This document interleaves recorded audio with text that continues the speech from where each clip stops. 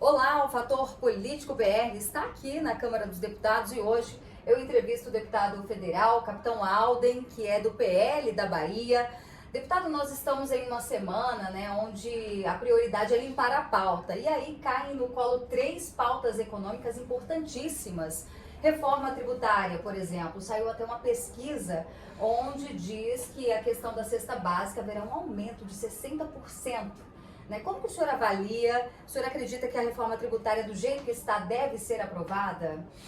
Pois bem, do jeito que está a reforma tributária, eu não acredito que ela passe sem passar por algumas emendas. Inclusive, tanto o PL já se posicionou, inclusive, que vai obstruir todas as votações até que a base do governo sente com todos os demais partidos e apresente emendas que deveriam ser devidamente discutidas e analisadas nas câmaras temáticas. Nós não tivemos tempo, inclusive, para avaliar os impactos econômicos e os prejuízos que essa PEC 45 pode implementar no Brasil inteiro. Existe uma série de questões que estão sendo colocadas nessa emenda que prevê, por exemplo, a taxação única, estabelecendo a única taxa, o único percentual para todo o Brasil. Por exemplo, na Bahia, nós temos lá uma taxa que é cobrada em torno de 42% somente do ICMS.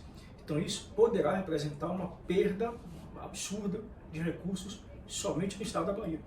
Então uma das nossas demandas com relação às mudanças desse texto é conversar com os governadores de cada estado para que possam entender a realidade local, para que possam entender, inclusive, quais são as necessidades de cada estado, de que forma, de que maneira o fundo ele visa recompensar esses eventuais perdas de arrecadação. Então, cada estado tem a sua peculiaridade, e fora que isso atinge diretamente e frontalmente a questão do Pacto Federativo. Todos os estados, inclusive os municípios, têm, e isso é uma previsão constitucional, a autodeterminação, a possibilidade dela poder legislar a respeito de temas relacionados a temas de seu interesse, tanto no estado quanto no município. Então, isso fere de morte o princípio da separação entre os estados, a União e os estados. Infelizmente, nada pode se esperar de um presidente que diz que a democracia é relativa. Quando se vê que a democracia ela é relativizada, significa que existe uma tendência de implementar políticas onde apenas uma pessoa decide, apenas uma pessoa implementa medidas através de um conselho, através de apenas um determinado gestor. Então, eu acho que essa ausência de diálogo entre a base do governo, a oposição e principalmente quem será afetado diretamente, não está acontecendo. Essa taxação ela vai impactar diretamente bens, serviços, o agronegócio, e isso vai refletir no aumento nas cestas básicas do Brasil inteiro. As pesquisas iniciais apontam no mínimo 60% de aumento no valor das cestas básicas. Mas a gente sabe que uma vez mexendo nesse aspecto da tributação, isso vai atingir uma cadeia de produção, que vai desde a questão da segurança, da mercadoria, transporte, armazenamento, funcionários. Então, quando você mexe com finanças, isso mexe toda a estrutura e toda a cadeia que depende dessas taxações. Então, eu acho importante que haja um diálogo entre a base do governo, os demais partidos que compõem a base de oposição da base do governo, e também os setores que serão atingidos. E além da perda na arrecadação, muitos governadores já manifestaram essa preocupação com a perda da autonomia, Exato. Porque o texto prevê um conselho tributário, ou seja, tudo que for arrecadado ficaria concentrado nas mãos do executivo, desse conselho tributário, que faria uma distribuição para todos os estados. Será que essa distribuição vai ser justa? Não, nós já estamos vivenciando, inclusive, nesse momento, vários governadores e prefeitos, que inclusive são da base do governo atual, reclamando, inclusive, da insensibilidade, da falta de uma transparência e de uma política que visa realmente a direcionar os recursos de forma, no mínimo, equitativa. Isso não está acontecendo.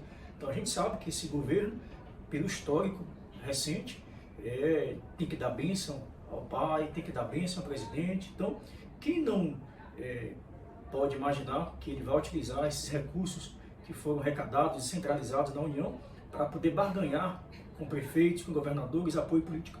Então, eu acredito que a gente tem que respeitar a liberdade, tem que dar possibilidade dos estados e municípios poderem regular por si mesmos e de acordo com suas peculiaridades o que é melhor para o seu estado e seu município. Então isso é típico de política centralizadora, isso é típico de política que visa concentrar poderes. Isso não é democracia, ao contrário, isso é política totalitária, isso é controle de todos os meios de produção. Então isso não é novidade e esse governo realmente tem demonstrado cada vez mais a mão de ferro do Estado, controlando tudo e a todos. E isso não pode acontecer na democracia que nós estamos vivenciando. E o novo arcabouço fiscal, né, que prevê aí novas regras para pôr um limite no teto de gastos.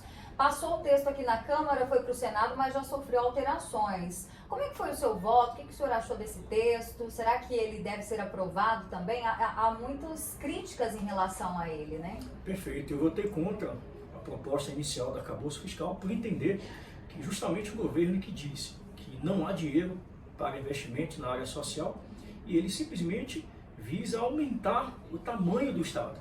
Não é possível um Estado que diz não ter dinheiro, que não tem recursos para investimento nas principais áreas, nas áreas essenciais, que efetivamente mantém a estrutura de Estado, aumentar para 30 e tantos ministérios, aumentar uma série de conselhos, grande parte desses conselhos remunerados, inclusive, pela União. Você tem ministros, inclusive, que muitas vezes, além de ocupar o cargo como ministro de Estado, recebendo, portanto, salário para isso, ainda compõem conselhos, os chamados conselhões, e ainda chamando muita gente para poder compor esses conselhos. Então nós entendemos que o arcabouço fiscal, do jeito que está, ele não vai trazer o equilíbrio das contas públicas, pelo contrário, ele só visa aumentar impostos, só visa aumentar o tamanho do Estado, não se vê uma única vírgula em redução de gastos, em mecanismos que visem atrair capital estrangeiro, que visem diminuição de tributos, impostos. Ao contrário desse governo, o governo anterior, ele conseguiu sucessivamente, em vários anos, reduzir tributos, reduzir taxas, impostos. E, ao contrário do que muita gente falou à época, recordes a todo momento na arrecadação fiscal. Isso movimentou a economia, isso fomentou mais empregos, fomentou a contratação de mais pessoas no Brasil inteiro.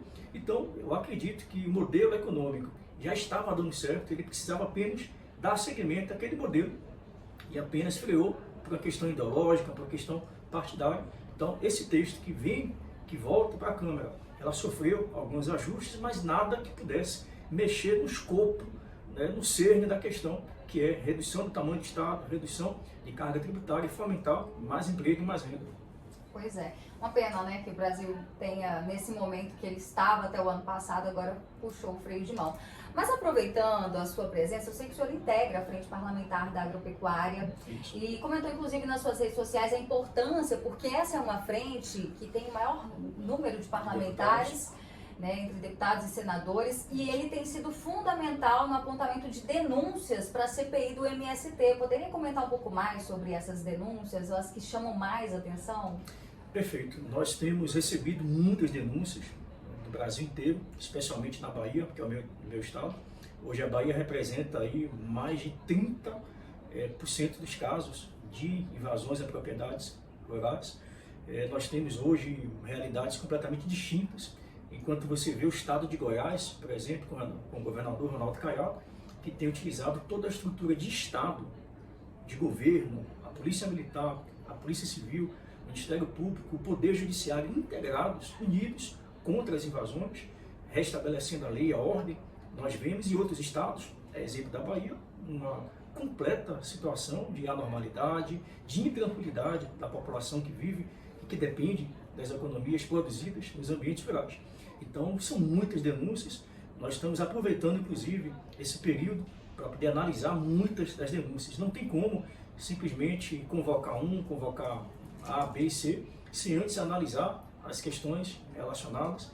Nós solicitamos de diversos órgãos, na semana passada, INCRA, Poder Judiciário de vários estados, delegacias de polícia de vários estados, em especial aqueles que têm maior recorrência nas invasões, convocação de secretários da Segurança Pública, comandantes gerais, para a gente analisar, inclusive, o modus operandi e o mecanismo de como o Estado tem enfrentado essas questões relacionadas às invasões. Então, essa primeira fase, ela consiste em análise documental, em análise de provas, ouvir as vítimas e testemunhas e após toda essa oitiva das pessoas, tanto vítimas como testemunhas, aí sim nós passaremos a convocar ou convidar aquelas pessoas arroladas com pessoas que praticaram extorsão, crimes de ameaça, invasão de propriedade privada. Então nós estamos consolidando primeiramente essas provas e a partir daí vamos definir inclusive visitas, inspeções técnicas em alguns estados,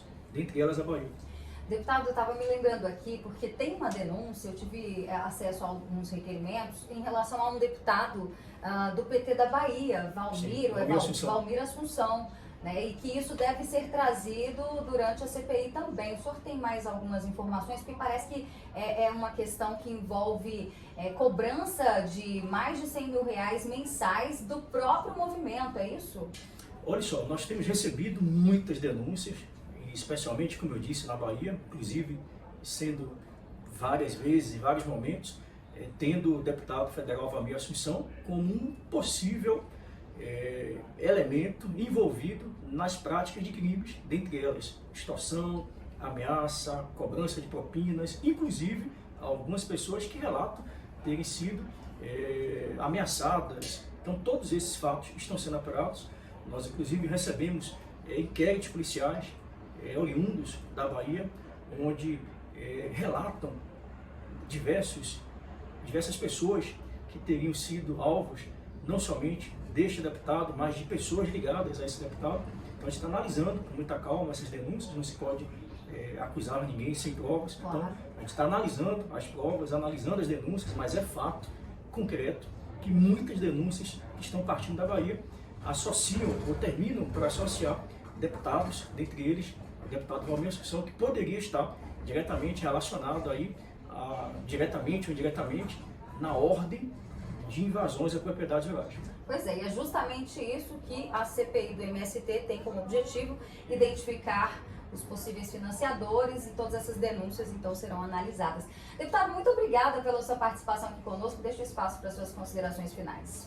Eu que agradeço a oportunidade. Eu acho que é importantíssimo a gente diminuir essa distância entre o parlamento, o povo brasileiro, o cidadão, que infelizmente tenta a todo momento criar essa distância, criar essa ideia de que o parlamentar é inatingível, é alguém que vive fora do seio da sociedade, mas a gente está aqui para poder simplesmente servir cada um dos senhores.